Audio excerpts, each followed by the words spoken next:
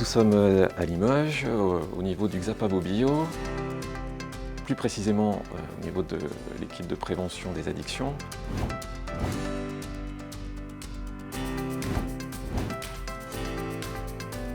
Au cours du mois sans tabac de l'année dernière, 2020, on s'est posé la question d'avoir un nouvel outil plutôt interactif à présenter ou à jouer avec les fumeurs. L'objectif du jeu Eskimotive était de disposer d'un nouvel outil pour animer des séances de prévention, principalement à destination des consommateurs de tabac. Le Eskimotive est un jeu de plateau, il y a 29 dalles, c'est grandeur nature. On y joue avec des pions, un dé géant.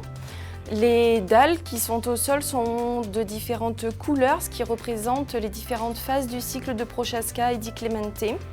La première phase, en bleu, est la phase de pré-contemplation et contemplation de ce cycle. Ensuite, il y a la phase rouge, qui correspond à la phase de décision, la verte, qui correspond à la phase d'action, et la violette, qui correspond à la phase de maintien de l'abstinence. On peut l'utiliser dans le milieu intra-hospitalier ou en extra-hospitalier, comme les milieux associatifs ou les établissements scolaires. Le jeu a été expérimenté au mois de novembre dans plusieurs unités de soins avec à chaque fois plusieurs participants. Les participants étaient tous consommateurs de tabac, avaient une expérience d'arrêt ou non.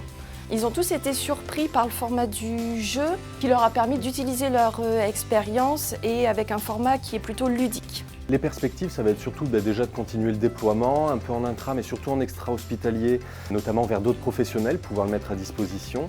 Essayer de développer sur d'autres thématiques que le tabac, c'est-à-dire vers toutes les autres addictions, que ce soit l'alcool ou autre.